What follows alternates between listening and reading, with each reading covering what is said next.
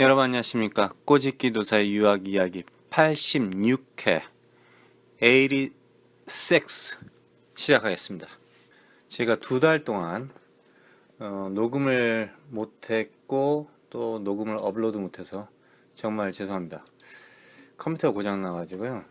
사실 집에 좀 컴퓨터가 고장나서 컴퓨터를 주문하고 깔고 뭐 어쩌고저쩌고 하다가 또 한국에 있는 선구가 있어서 그것도 좀 관찰하고 시간이 좀 지났군요. 사실은 제가 녹음을 좀 여러 개 해놨었어요. 사실 90회 정도까지 해놨었는데 그 녹음이 그게 싹 다 날라갔죠. 그래서 그냥 어쩔 수 없이 새로 다 하자. 그리고 그냥 과거를 다 잊어버리고 다 날리고 이번에 다시 86회 녹음하는 겁니다. 그 기억이 잘 안 나요. 뭘 했는지. 그러니까 86, 87, 88, 89, 90회를 녹음을 한 기억은 있는데 그래서 제 기억에 독일 쪽으로 한번 가보자 해서 독일을 갔던 기억이 나요. 그래서 다시 이제 녹음하게 됐습니다. 독일 대학교 한 군데를 이제 소개해 드리겠습니다. 여러분들 가끔가다 제가 미국만 와라 이러는 건 아니고요.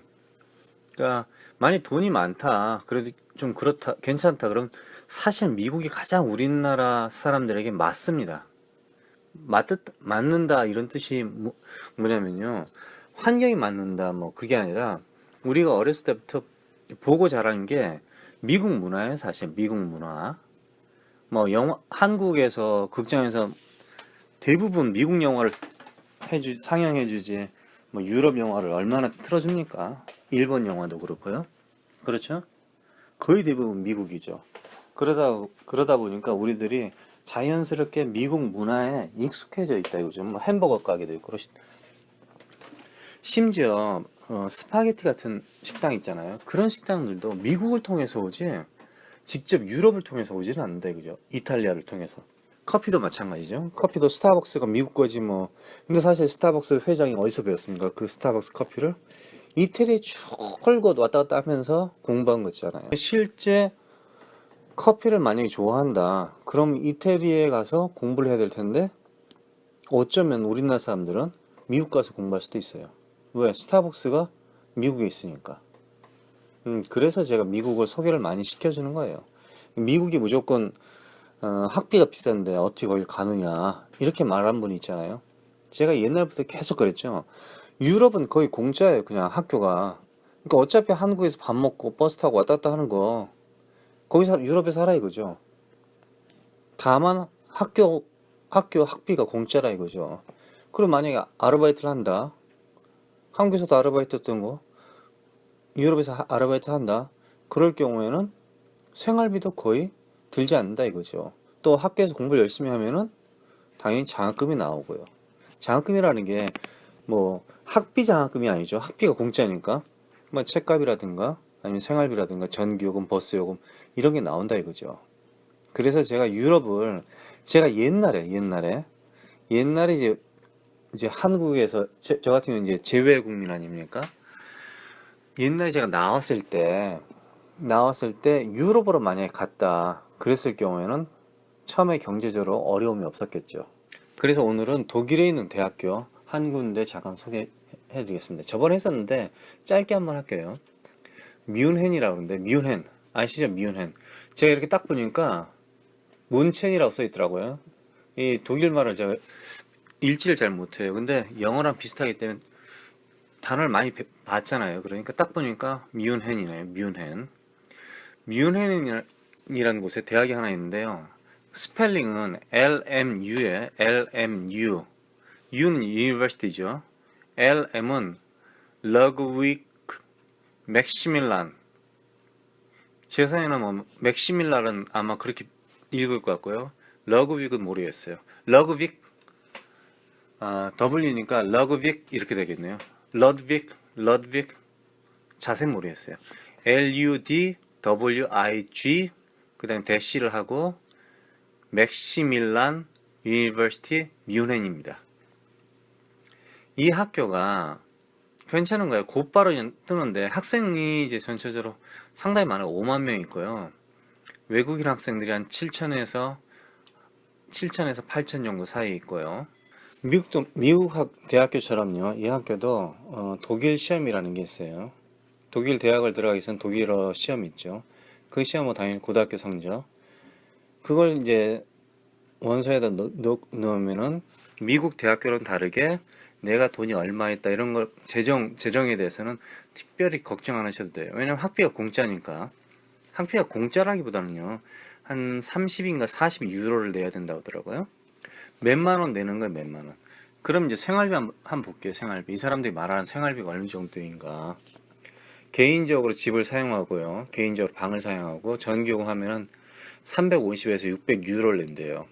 여러분들 생각해 보세요. 그 다음에 대학교 내에서 방을 할 경우에는 300, 370 이게 다 전기값이 포함됐다 이거죠. 보통이니까 대학교 내에서 생활을 하느냐 대학교 바깥에서 생활하느냐에서 다른데 미국 같은 경우는 대학교 내 기숙사에서 생활하는 게 편하긴 편해요 사실. 당연히 학생들만 만나고 안전하죠. 어떻게 보면은 밥도 거기서 제공해 주는 거 그대로 먹을 수 있고 공부하기도 편해요. 왔다 갔다 하니까 어디 안 돌아다니고. 그런데 비용이 거짓말 약간 못해서 2배 정도 들어요. 그러니까 옵션이 없는 거죠. 기숙사는 그 가격을 딱 때려 뭐 깎아주지 않으니까. 그 다음에 식사 비용이 무지장 비싸죠. 밥값이 비싸요. 한 끼에 얼마. 근데 이거 자체가 조절이 안 되는 거예요. 그러니까 무지장 비싸죠. 당연히 식사는 정말 금상 정말 죽여줍니다. 매일 잔치집이에요. 한마디 잔치집. 예? 그러니까 식사는 뭐 특별히 문제는 없어요. 당연히 김치는 안 나오지만요. 그런데 비용이 비싸다 이거죠. 비용이. 그러다 보니까 보통 이제 어린 아이들은 기숙사에 많이 사는데 대부분 이제 저 같은 나이 들었던 사람들은 한번 기숙사 생활 한번 해보고 저도 미국에서 대학교 내에서 기숙사 생활을 해봤어요. 한번 한 시메스터 한 시메스터인가 그렇죠. 한 시메스터 반인가 해보고 그다음 사립 기숙사 대학교 바깥에 있는 사립 기숙사에서도 한번 살아봤고요. 그다음에 개인적으로 좀 살아봤는데 어린애들은 보통 기숙사가 저 같은 이제 어른이니까 어른 기숙사에 들어갔는데 대학원 이상 들어갔는데 거기는 여름에도 안 나와요. 문을 안 닫는데 어떤 이제 주립대를 보니까 여름 방학 때 이제 길게 봄 방학 이런 거 말고요. 여름 방학 때는 기숙사를 비워야 돼요. 나와야 돼. 그러니까 아이들이 황당한 거야. 갑자기 한 달, 2달 동안 나가 있어야 되는 거예요. 그래서 만약 유학생이 뭐 정신이 없는 새끼면은 한국으로 돌아간단 말이에요. 그 방학 기간에 놀러 다니는 거지 한마디로. 보통 이제 일반적으로 정신이 박힌 애들은 여름 방학 기간 3개월 동안 한 2달 동안은 한 달 뭐 잠깐 쉰다 하더라도 수업을 듣죠 사실은 수업을. 그래서 가능한 빨리 대학을 졸업하려고 아니면 자신이 좀 어렵게 생각했던 수업 한 과목 정도, 2과목 정도를 집중해서 들어서 그러니까 한 학기는 좀 여유롭게 하고 그 다음에 이제 그 여유를 부렸으니까 한마디로 시간이 없죠. 그러다 보니까 다른 이제 엑스트라 한두 과목을 학기 중에 못 들었던 한두 과목을 만약에 있을 경우에는 그 수업을 듣는 거죠. 여름에. 근데 아이들이 거기 기숙사에서 나와야 돼요. 그래서 방을 잡아야 되는데 뭐 한국 사람한테 부탁해서 끼어서 들어가기도 하고 또 그 기간에 잠깐 미국 애들이 자기 고향으로 돌아가는 애들 미국 애들은 이제 자기 고향에 돌아가요. 그런 경우에는 뭐 그럴 경우에 뭐 애들이 그 집을 빌려가지고 잠깐 살기도 하고 하여튼 복잡합니다 사실. 그래서 아예 그런 것도 신경 안 쓰려면은 그냥 기숙사에서 나오기도 하죠. 저 같은 경우는 이제 어른 기숙사였기 때문에 뭐 기숙사에서 나올 필요는 없었어요. 대학원이라든가 이런 어른 기숙사는 여름에도 운영을 합니다. 근데 이게 모든 학교가 다 여름방학 때 기숙사가 문을 닫는다 이런 뜻은 아니에요. 아마 안 그런 학교들도 많을 거라 생각해요. 그러니까 일단 그래서 독일 같은 경우는 정반대네요 지금 현재. 350에서 600이 개인적으로 바깥에서 사는 경우인데 여기 대학교 기숙사는 300에서 370이래요. 그러니까 300 또는 370 이게 아마 70%를 더 내면은 좀 더 방이 넓든지 아니면은 혼자 방을 쓰든지 이렇게 되는 거겠죠. 그 다음에 이제 보험 건강보험이 80 그리고 밀 플랜 식사가 200에서 250 핸드폰이 15에서 30. 이 핸드폰 15에서 30은 싼 거야, 한마디로. 그 다음에 이제 버스, 지하철 뭐 이런 게 33. 계산해 보세요. 이게 얼마 정도 드는지. 700유로에서 한 900유로 정도까지 들겠는데요. 100만 원 정도 든다고 보시면 돼요. 근데 제가 이런 학교에서 랭귀지 스쿨이 있더라고요. 독일어 랭귀지 스쿨. 근데 한 달을 계산해 보니까 생활비하고 다 한 달을 계산해 보니까 한 150만 원 정도 드는 것 같더라고요. 당연히 이거 기숙사에 살면서. 그래서 그렇게 비싸진 않은 것 같더라고 보니까 미국에 비해서 랭귀지 스쿨도. 그런데 이 독일의 정식 대학교는 학비는 기본적으로 생각할 필요 없어요. 학비는 공짜라고 보시면 되니까. 그럼 당연히 캠퍼스 내에서 그걸 할 수 있으니까요. 아르바이트를 할 수 있었으니까요. 근데 이제 학비라기보다는 이제 그 학생 이제 등록하는데 뭐 등록비라든가 뭐 기타 비용 같은 게 있지 않습니까? 그게 한 120 유로가 써 있네요. 120 유로. 그걸 내면 됩니다. 이거죠. 120 유로. 그리고 그런데 재밌는 게 장학금 제도가 외국인 학생들에게도 있다. 잘 들어보세요. 장학금 제도가 뭐냐면요.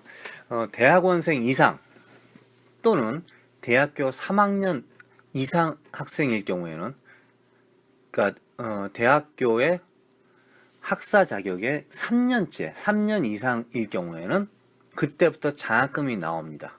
장학금이. 아시겠죠? 공짜란 얘기죠. 생활비가 나온다는 얘기죠. 또 하나, 외국인 학생으로서 어떤 특별한 재주를 가지고 있는 학생에게는 300유로가 나온답니다. 한 달에 300유로. 아시겠죠? 이건 처음부터예요. 그럼 내가 그림을 정말 잘 그린다. 내가 최근에 재밌게 봤던 게 너의 목소리가 보여? 예. 거기에서처럼 노래를 잘한다. 예, 그런 경우에들은 특별한 재주를 가지고 있잖아요. 그럴 경우는 300유로를 준다. 매달 주는 거야, 매달. 장난 아니죠? 그리고 경제적으로 어려운 학생들에게 또 장학금을 준다. 이것도 외국 학생들도 지원할 수 있다. 또 하나, 박사과정은 당연히 장학금을 받는다. 이 정도입니다. 그리고 유학생들은 일을 할 수 있는데 1년에 120일 풀로, 그러니까 1년에 뭐 하루에 풀이라는 거는 뭐 아마 8시간 120일을 일을 할 수 있고요. 또는 뭐 반대로 하프타임, 하프데이스 240일을 일을 할 수 있대요. 그러니까 결론은 뭐냐면 이게 비행기표만 들고 오라 이거죠. 비행기표만. 그러면은 그냥 공부할 수 있다 이거예요. 한마디로. 당연히 여러분들이 토익이나 토플, 뭐 GR 이런 시험 있잖아요. 그러니까 독일어 검정 시험을 봐야겠죠. 거기서 좀 어느 정도 점수가 나와요. 근데 학원 다니면 이 정도는 학원 다니면 충분히 우리나라 사람들 뭐 학원에서 막 찍어주잖아요. 한마디로. 그러니까 특별히 걱정할 필요는 없을 것 같아요. 여기 독일 이 대학교, 독일 자체가 모든 인간은 공부를 할 권리가 있다. 외국인 학생들도 우리에게는 상당히 중요하다. 이렇게 써 있는데요. 그래서 돈을 다 공짜다. 다만 영어를 배운다든가 뭐 독일 가서 영어 배울 수도 있고 아니면 독일을 공부한다든가 이런 랭귀지는 공짜가 아니다. 근데 그것도 그렇게 비싸진 않았어요, 사실. 제가 했잖아요. 살고 배우고 하는 게 한 150만 원? 이 정도 되더라 이거죠. 그럼 이 학교가 뭘 가르치는지 한번 볼까요? 러드빅 맥시밀란 유니버시티 뮌헨인데요. 발음은 어떻게 되는지 잘 모르겠어요, 사실. 뮌헨은 맞는 것 같아요. 캐톨릭 목사, 캐톨릭 이제 하는 거, 종교, 그 다음에 개신교, 구신교, 근데 법대, 그리고 비즈니스, 그리고 매니지먼트는 이제 경영학과죠. 그 다음에 이카노믹스, 경제학과, 메디스는 약학학이죠. 베터리너리는 동물학이죠. 동물약학. 그리고 히스토리 앤 아트는 예술 역사겠죠. 그다음에 필로소피는 철학이죠. 아니면 필로소피 오브 사이언스는 뭐 철학 과학이고, 그다음에 스타디 오브 릴리전 종교를 공부하는 거. 아까 그 목사 되는 거 그거 말고요. 그다음에 이제 심리학도 있고요. 그다음에 스타디 오브 컬처 비교 문화겠죠, 이런 거는. 랭귀지스 앤 리터처는 언어하고 문학이죠. 소셜 사이언스는 사회학이죠. 수학, 인포메릭, 스태티스틱스는 이제 정보, 그 다음에 통계죠. 피직스는 물리, 그 다음에 케미스트리, 파머시, 케미스트리는 화학이고 파머시는 약학이죠. 바이올로지는 생물학, 지오사이언스는 뭐 지리학 같은 거죠. 이 정도의 공부가 할 게 있습니다. 그러니까 특별히 이렇게 뭐 당연히 이 안에 이제 이 전공들 다 들여다보면 여러 가지 디테일이 있겠죠. 그렇죠. 독일의 시메스터를 한번 볼까요?